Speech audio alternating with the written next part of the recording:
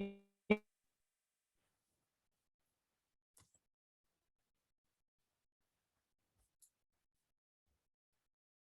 very good evening to one and all present here.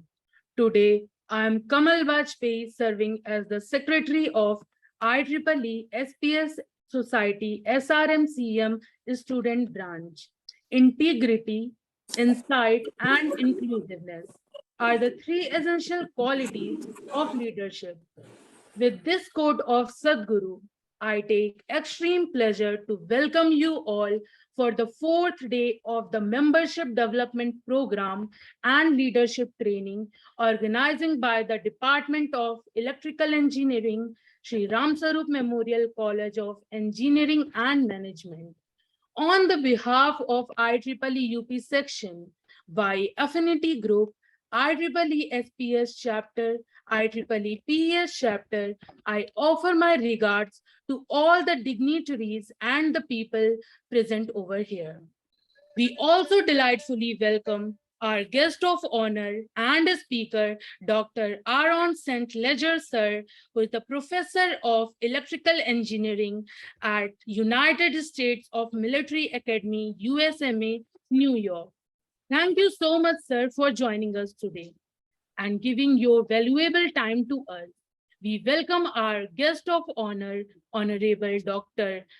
Varun Kakkar, sir, Chair, Young Professional of IEEE UP Section, Assistant Professor at BTKIT, Uttarakhand. Thank you so much, sir, for joining us. Most humbly, I would like to hand over to the Honorable Professor Dr. Bhavesh Kumar Chauhan, sir, for his welcome address. Dr. Khadem, on behalf of all the stakeholders of the institute, I feel privileged and honored to really welcome Professor Aaron, who is from a very prestigious academy of USA, that is Military Academy, and Professor Varun Kakkar, who has been associated with our IEEE SRMCEM branch as well as a UP section in a key role, and has also been decorated with different awards at a UP section. So it's always joy to welcome him again for this session, because he has supported our activities in past also as a jury member or in different capacity, and has been a mentor to the branch. So I'm sure this session is going to be very fruitful to all the students, and as well as for those collaborating institutes of the UP section who are participating or collaborating with us in this function. So I wish all the best to the session and welcome them. And I'm sure that the objective of this function will be fulfilled. So it will add a new dimension, since the exposure of Professor Aaron is quite charismatic as well as inspirational, realizing his expertise in a particular area. So over to the anchor.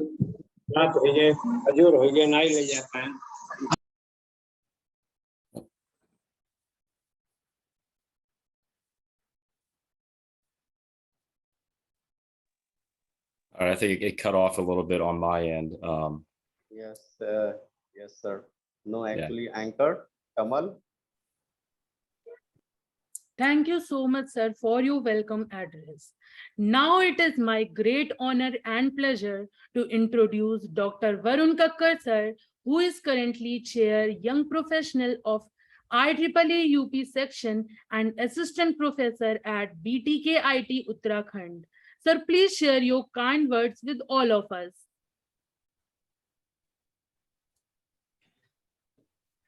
Respected Director, sir, Dr. Khadem, and Professor Aaron St. Ledger from the US Military Academy, West Point. On behalf of IEEE UP section and from SRMEC, I welcome you all on this fourth day of this Membership Development and Leadership Training Program, which is being conducted by the Sri Ram Sarup Memorial Group of Institutions. So it has been always a great pleasure to engage with Dr. Khadem and this particular institution. So I hope that this particular activity and the lecture by Professor Aaron will help the volunteers of IEEE SRMEC institution to grow up, and I also hope that they will be much benefited from the experience of Professor Aaron. Basically, I would like to highlight some points about IEEE and as per the Indian Indian currency, I would like to say that at present, why should a student should join the IEEE? It is basically due to only three reasons. The first reason is the knowledge, the second one is the community, and the third part is the profession. Now, if we take all of these stakes one by one, for example, if I take the first, that knowledge. So without knowledge, and this is without knowledge, and in this currently fast changing world of technology, if we don't have knowledge, or if we don't have the command on our subject, or then it is not going to help any of us. So how this IEEE can help in increasing our knowledge? It is basically, IEEE provides the various platforms for increasing the knowledge. For example, we can have the ask IEEE. The second is our IEEE Explore digital library, which has more than 1.2 million documents. The third one is the Institute newsletters. The fourth one is the Spectrum magazine. The fifth one, that is IEEE TV. And this, I would like to say that very few students volunteer and very few IEEE student members are aware of this IEEE TV initiative of IEEE. And the next one is the potential magazines. So if any student wish to join the IEEE, then I must say that he must take the benefit of these IEEE resources so that he can increase his knowledge in the technical domain as well as in the non-technical domain. Now, the IEEE also helps in the community way of the IEEE student members. For example, if the IEEE student member can join the technical chapter, he or she can participate in the conferences. There are many volunteer roles, there are social gatherings, and there are various and several leadership skills and networking opportunities which are available for the IEEE student members. And the third one is the profession. It means build your career. Students, build your career and give back to society. So basically, if any of the student wants to contribute to society, then I must say that if he is from engineering background, then he must join the IEEE in the second year of his engineering program. Also, IEEE also helps for IEEE student members from the believers to achievers. It means believe in yourself and then achieve with the help of IEEE. So my message to all the IEEE volunteers and students who are not IEEE members, please join this IEEE. It will help you in your technical way as well as in your professional way. Thank you. That's all from my side. Thank you, Anchor, and thank you, Dr. Khadim.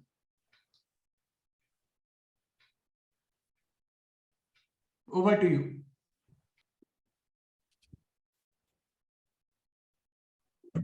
Kamal.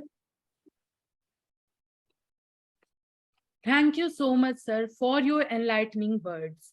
On the behalf of IEEE UP section, I cordially welcome our honorable guest of honor and speaker, Dr. Aaron St. Ledger, sir. Sir is a professor of electrical engineering at United States Military Academy, USMA, New York. He is also the director of the electrical engineering program and the class of 1950 chair of advanced technology. Sir, please enlighten us with the words of true wisdom. Yeah. No, thank you very much for the introduction, and thank you everyone who helped organize this and put it together and invite me to speak. It's much appreciated. Coming off a cold, please pardon me if I cough and a little congested, but I'll do my best here, and I appreciate shifting the time to allow me to do this. I've attended a lot of seminars and workshops like this throughout my career, and I always found them very beneficial. So I really appreciate everybody organizing this, and now I like to do this and kind of give back to the community. So it's just kind of an outline of my talk. You'll notice the slides are really Power and Energy Society focused. I've been an IEEE member for almost 22 years now. Most of my volunteer work is in the Power and Energy Society. My background is electric power systems. So, I'm going to talk a little bit about kind of big picture, a little bit about my background and perspective on volunteering, the benefits of volunteering in IEEE and leadership in general. Talk a little, about the PES or Power and Energy Society structure and the student program. I know we have a number of students here, and I've been heavily involved with the student program in PES. Was an active participant in the student program in PES many years ago, and just wanted to highlight some of the things that we do there if anyone's interested. And you will see that most of the events and support for that student program are North American focused, but there are some subsidies and hotel support and discounted registration. We typically do have students from all around the world attend these programs. So there is some help there if any of you would like to participate in these programs. And one of the things we can also do if there's any interest in similar things that we do in our student program that's usually in North America, if you want to do things similar in your region, we're more than happy to share some of our resources and collaborate there as far as how we run our programs. And then I'm going to talk kind of in particular my perspective on leadership and try to give some advice, based on kind of what I've learned over the years and how to really develop good leaders and be successful in leadership. Really, I kind of look at the big picture goal is to, live a balanced and fruitful life, and, a successful career is a key part of that. And I found that developing my leadership skills have helped me achieve my goals. And I'll kind of wrap that up with a quick overview of my story in the context of a lot of my volunteer work within IEEE. So a little bit about my background.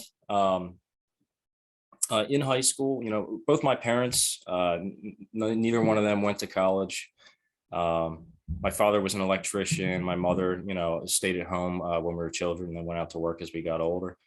When I got to high school, I really wasn't sure exactly what I was going to do. But I attended the Middle Bucks Institute of Technology vocational school. I'm not sure how things are in Region 10, but in the United States, there's a lot of options where you can go to a vocational trade school to learn a technical trade like welding, electricity, electronics. So what I did in high school is I spent half my day doing traditional courses at my high school, and then half my day at a vocational school where I learned electricity and electronics. And my final year there in high school, Drexel University sponsored an engineering program at the Middle Bucks Institute of Technology. And I was able to enroll and take 2 college level classes and get credit for it. And that led to a partial scholarship. And then I attended Drexel University for studying electrical engineering and really ended up enjoying it so much. I stayed there for 10 years through my PhD. And really my focus was on electrical power systems when I got to my graduate study.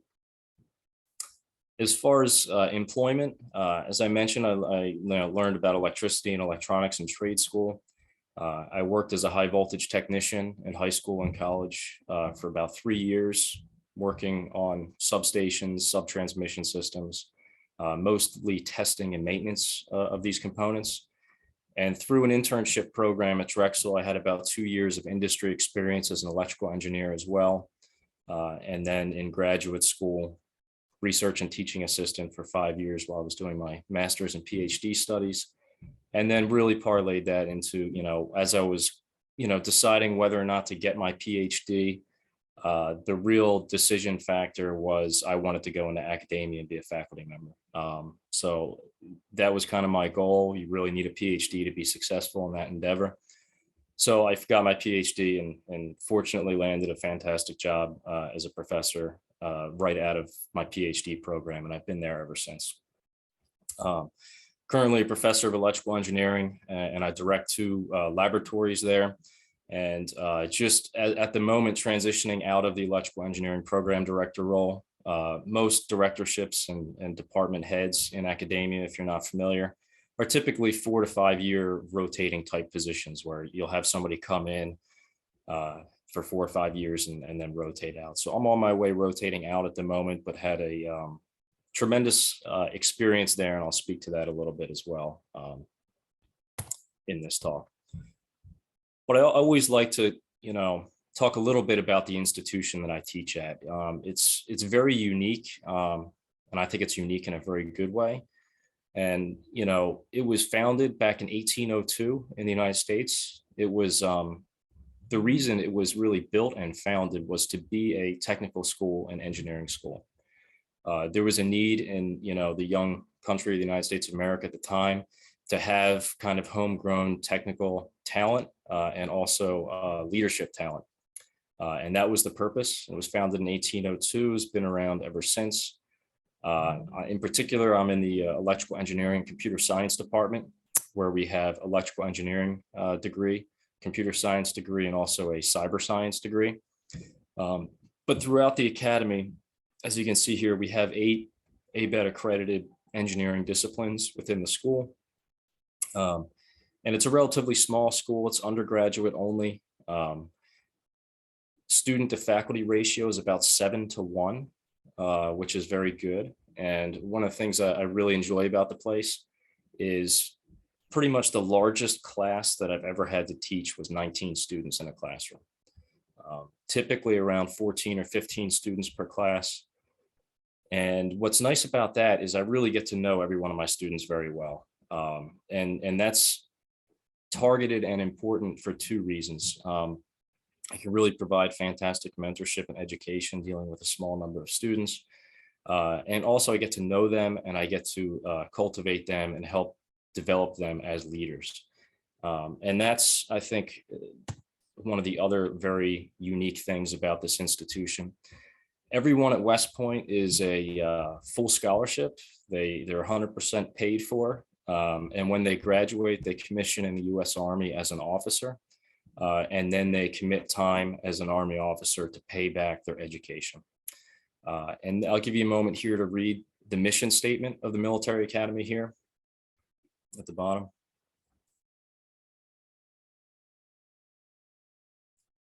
And the reason I bring this up is because, electrical engineering program, we have very particular goals as far as educating future electrical engineers. But one of the things that's ingrained within our institution, and I think it's critically important, for the industry, is you need to develop good leaders and leaders of character. And many engineering programs might have a few ethics courses and other things and focus on this. But this is actually one of the key tenets of the mission statement at the academy. And other schools I found do not include that in their mission statement. But it is, I think, incredibly important to the field of engineering. And IEEE also recognizes that. And this is the IEEE Code of Ethics. I believe this is the latest version from June 2020. A lot of words here, but I wanted to focus on really the first thing. So top middle, item number 1 of the IEEE Code of Ethics. And I think this falls in line with developing leaders of character and really having high integrity and upholding the standards is very important. Now, as far as my perspective relating to leadership and IEEE membership, these are kind of the 6 things that I view are very important for leadership right here. And I'll talk more about these later, but I wanted to highlight a couple of things here. You really need experience, first of all. You got to learn by doing and observing quite a bit. Education and continuing to improve yourself and educate yourself is very critical. Training is also important, but uniquely different from education, like learning how to use tools, learning how to be an effective leader. There's training that can happen there. And reflection and improving yourself is also critically important. And from an IEEE perspective and membership, you can get opportunities in all of these aspects through IEEE membership. You can also get them through employment as well, but I think IEEE membership is a very good place to help hone these skills and develop leaders. And with that, I'll talk a little bit about PES and the structure here. So this is an org chart of IEEE, and these numbers are approximate because they're always shifting around. But I believe as of now, over 400,000 members, quite a few student members, always a good portion of the membership are student members. And there are, within IEEE, there are 39 technical societies, of which the Power and Energy Society is one. And this slide here kind of, shows PES as one of the technical societies within IEEE, and our focus, obviously, power and energy. And within that society, significant amount of activities going on. About 40,000 members of this society. A lot of technical activities as far as conferences, publications, development of standards. I think PES develops the vast majority of, or is involved in developing the vast majority of IEEE standards out there. So a lot of places to participate and learn on the technical side. And then there's also a lot of other administrative opportunities as well, as far as volunteer work and developing leadership. And here's a snapshot of some of the committees. And the reason I wanted to focus on this is I think the Power and Energy Society is great. And sometimes I feel that we operate a little bit in our own bubble sometimes, but much of what goes on in PES, I think, is of interest to the greater IEEE community. So, my background is really heavily in power systems. But if you look at some of these committees, for example, the Power System Communication and Cybersecurity Committee. A few years ago, there was an incident where Russia infiltrated the supervisory control and data acquisition system of the Ukraine power grid, and it managed to start shutting down substations and caused a blackout in Ukraine or parts of Ukraine. Now, that is very much a power system problem, but cybersecurity, for example, and the security of communication systems is not really historically a power system specialty. But things like that, I think there's a lot of synergy among the other, electrical engineering concentration areas and other societies within IEEE. And, PES is always actively working with and trying to work with other societies and other members of IEEE. So, if you see anything here that you're interested in, or it kind of fits in the niche that you work in and that you're interested in, you can reach out to these committees and start to contribute. As far as the academic community, there's always, I think, somewhere between 10 and 20 different, technically and financially co-sponsored conferences every year that PES is associated with. A lot of panel sessions, development of standards, publishing of papers and proceedings, and also the transactions here. So a lot of opportunities to participate and also just read and learn from some of the products created in PES. And also wanted to highlight some of, the diverse technical backgrounds. You saw the list of the different committees, technical committees on PES. And it really is a worldwide organization, tremendous amounts of membership all throughout the globe. And, a lot of academics and people doing research like myself, but also utilities, system operators, different manufacturing companies, testing labs, consultants. There's really members throughout a wide range of different areas in the world and different technical focuses as well. One of the things I've, focused a lot on, I'm glad to see young professionals doing well. I was the first chair of the Young Professionals Committee, created that committee in PES, and it continues on until now. Over 6,000 young professionals, and our focus on the program in PES is probably very similar to what other societies are doing and what IEEE is doing, but really looking to bridge that gap between a student to a successful practicing engineer or someone in industry or academia. So a lot of tools and networking and things going on there. In most of the PES conferences, we have targeted events, some social, some technical, some kind of soft skills, workshop type events targeted at young professionals. So that's kind of my overview of PES and the opportunities there. And just wanted to give, from my experience, just kind of a couple things on what successful volunteering looks like. Frank Lambert, this is a quote from him. He unfortunately passed away last year, but he was the past IEEE PES president, great visionary and leader of PES during his time with the society. And he said something to me many years ago that really resonated with me when it came to like leadership roles within PES. And, his quote here, and I think it was directly from him. I don't know if he got it from somebody else, but he said, the only thing you can make a volunteer do is quit. And it has a lot of layers to it, but, I continue to think about and reflect on this as I do things. And, we have historically a lot of people volunteer for IEEE and not do too much or not find their niche and kind of move on to other things. And then you have other people like myself and others that are active volunteers for 20, 30, 40, 50 years, and it really helps them in their careers. So what I try to, provide here is some insight into how you can be that, be that volunteer that's around for a while and gets benefit from it. And that's really what it comes down to. As a volunteer, you're doing work for free.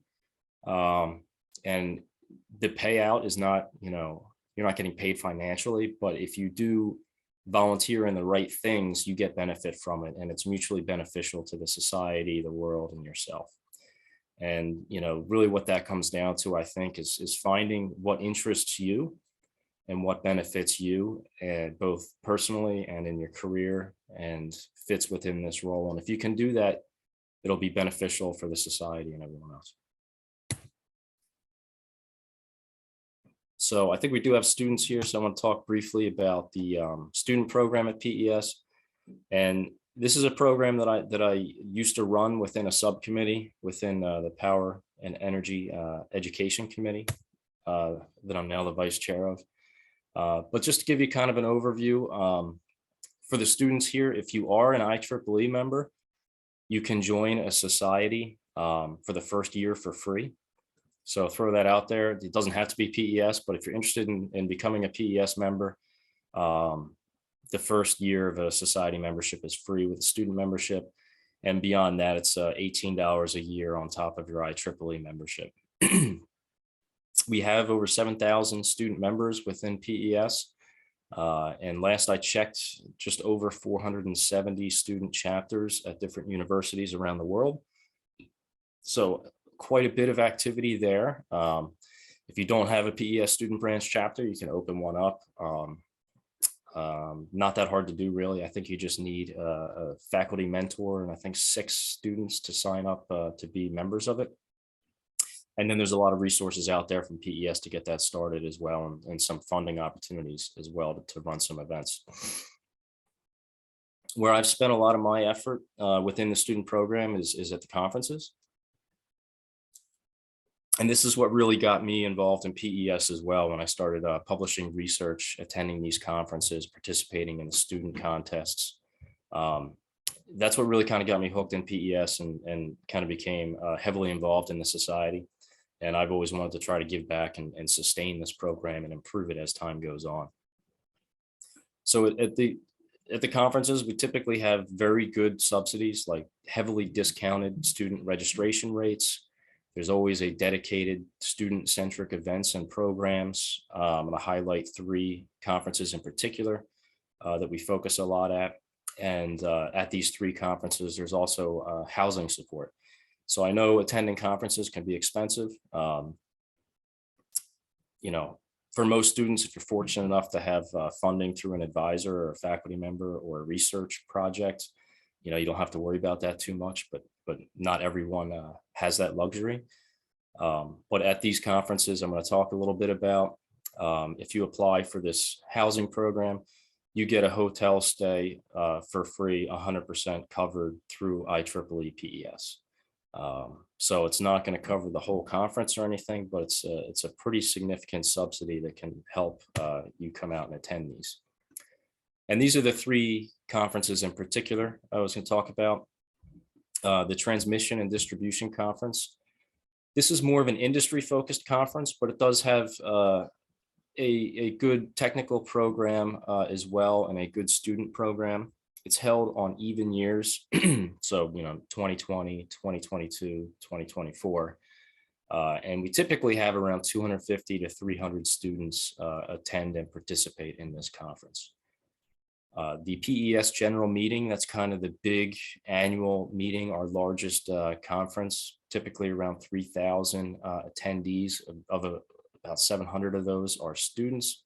And that's every year, usually late July, early August, and always in North America. It kind of bounces around in different locations in the United States and Canada. Heavy participation from academia and industry at that conference. And the last one is the North American Power Symposium. That's a smaller conference, usually around 300, 350 attendees, of about half are students. It's a very student-centric program, heavily academic. And that's typically held in October timeframe every year at different universities in North America. So for the Transmission and Distribution Conference, I mentioned it's heavily industry focused. So you can see his picture in the top right is, there's a massive trade floor with transformers, switch gear, different components. I mean, you could spend days walking and just seeing all this equipment and learning about different aspects of equipment in the power industry. As far as more of the student-centric program, there's typically changes year to year, but it's typically a single day is from breakfast until, a social event in the evening, a curated program for students. Meals are there included, different networking events, different panel sessions. There's a lot of life skills, soft skills type aspects to the program. For example, a couple of years ago, we had someone from LinkedIn that came in and kind of gave a seminar to help set up LinkedIn profiles and give some insight on how to use, LinkedIn to help yourself become, as a student moving into a professional. And we also have student and paper contests. The general meeting, this one, it's 5-day conference, and the student programs really spread out a whole lot more compared to T&D. But some of the key things that we do are luncheon on the Wednesday afternoon, where we have different panel sessions with representatives from industry and faculty that answer students' questions. Anything, they can pretty much submit questions ahead of time and learn from them and their experiences. There's job fairs, different networking opportunities, and probably the most popular part of the conference is the student poster contest.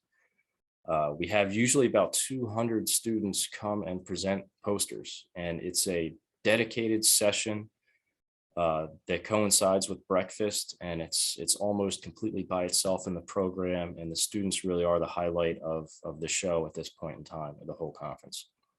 And we have volunteer judges come through, judge, evaluate the posters, and we give out awards to the top 3 graduate posters presented for graduate students, and also top 3 for undergraduates.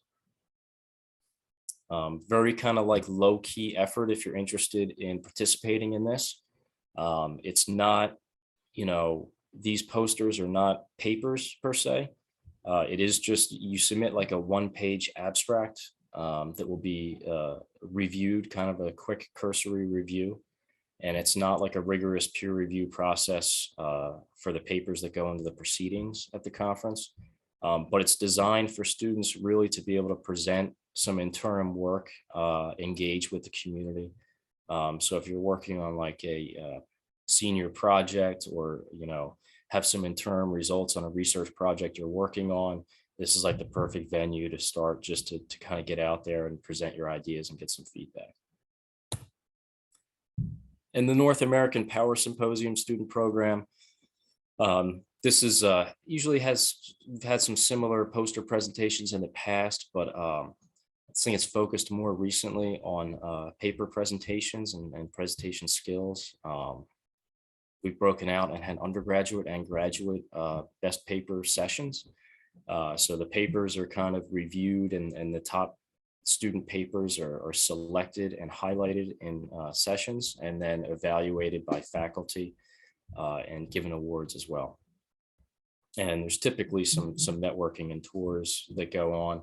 And again, it changes year to year like the other conferences, but there's been a lot of focus on professional development with soft skills workshops to really help students with presentations, resume building, techniques on how to engage with the technical community.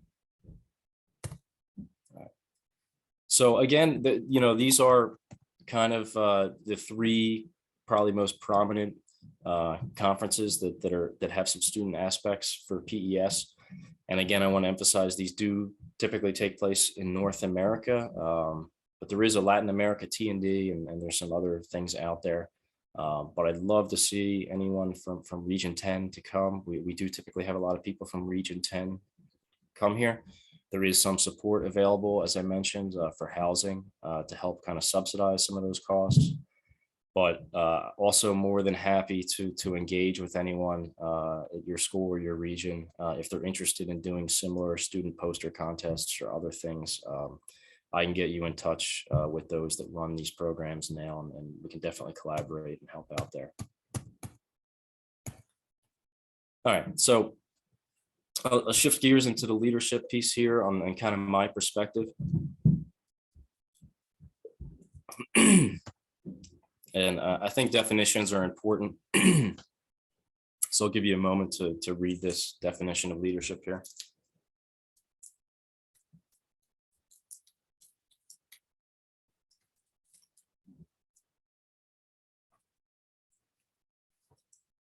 So I think that one of the points I want to make here is there's a difference between management and leadership.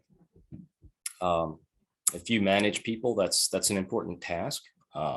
Means you're their boss. You kind of oversee them. You assign tasks. But you can do management and be a decent manager, but not be a leader.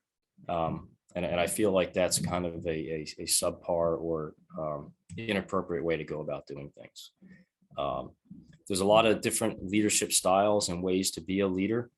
But I think an effective leader or a good leader really allows an organization to rise and overachieve and do excellent things that it wouldn't otherwise be able to do. And that's kind of the goal, right?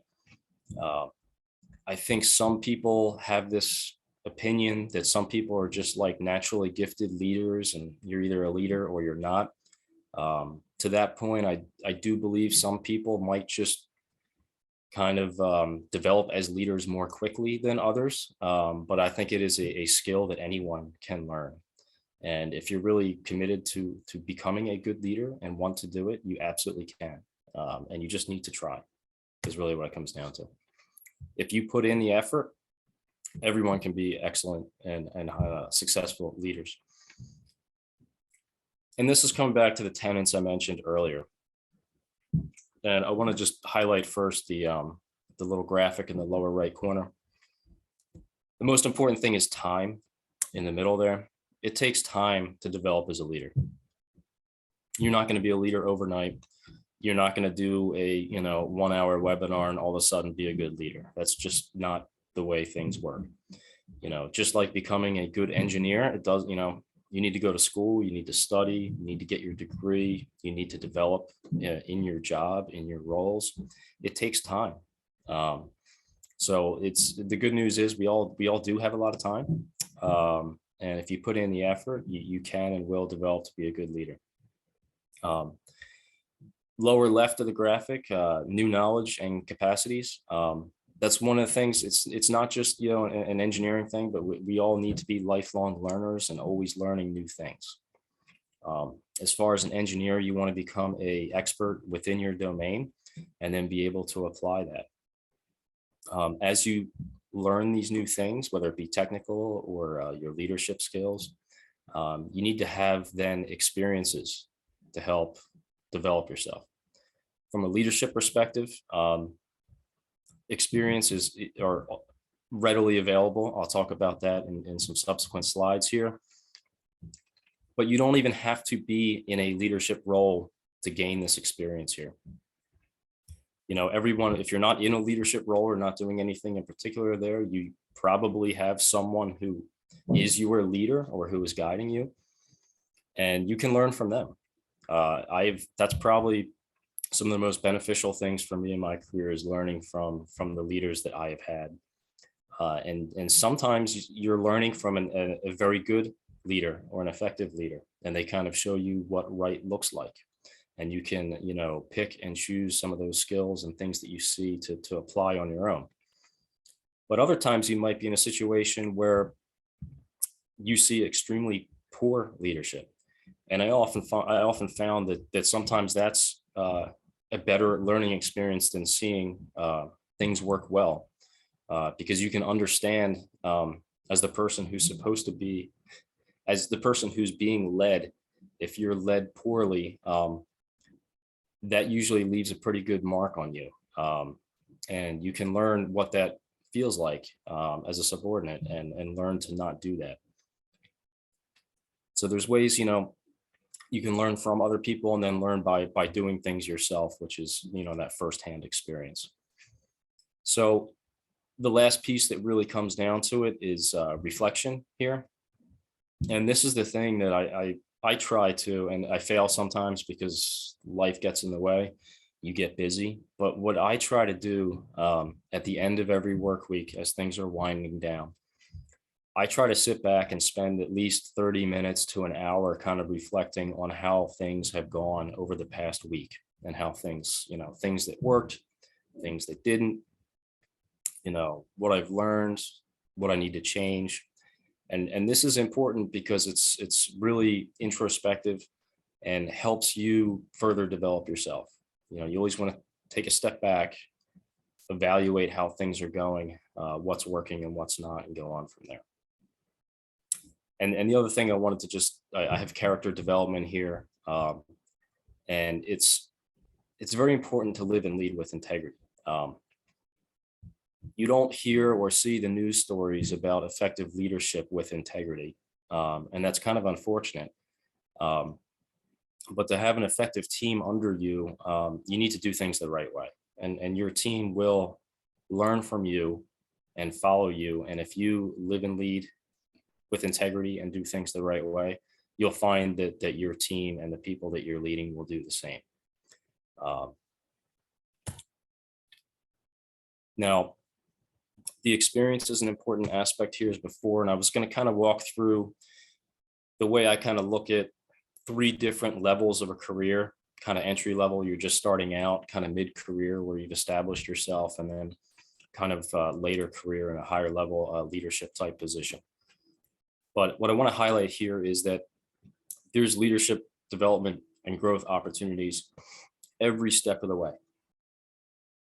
So even if it's your first day on the job and you're given what might appear to be a, you know, relatively small task, you have the opportunity to lead and develop yourself. Now, you know, you're typically not in a leadership role as an entry-level engineer, but you can be given specific tasks or things to work on where it is, you are the primary on that task. That is your primary mission, that is your job. You need to execute that. Now, oftentimes as an entry-level engineer, you're not going to be given the most challenging and difficult tasks. You're going to be given something, you know, that's reasonable for your skill level and will help you learn and develop and become a better engineer. And hopefully you have some good mentorship and technical mentorship as well to help you if you run into problems.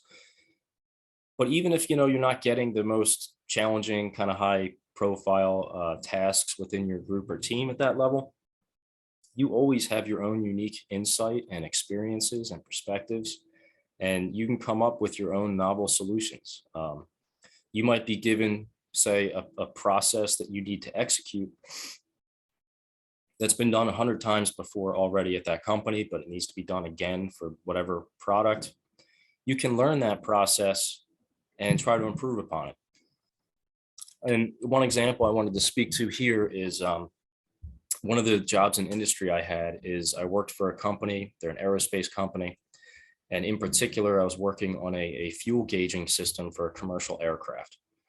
So the fuel gauging system, there's fuel probes in the wings, sensors, there's wires that come into a microcontroller that processes all the data and information and sends it to the cockpit display. So basically the pilot knows how much fuel they have. So it's not rocket science or anything like that. But one of the tasks that I was given was I had to go through final software verification. So I didn't get to write the software, I didn't get to do that, but I was, given the task that we have to go through and verify that this software works and is flight worthy. So I had to learn what that took. I had to learn how to develop that. And the two things I noticed was we had a long list of software requirements that had to be met. So we had to prove that we met all those requirements. And then we also had to prove that all of the code was executed and stable and that you can't have kind of a critical failure or fault within the code.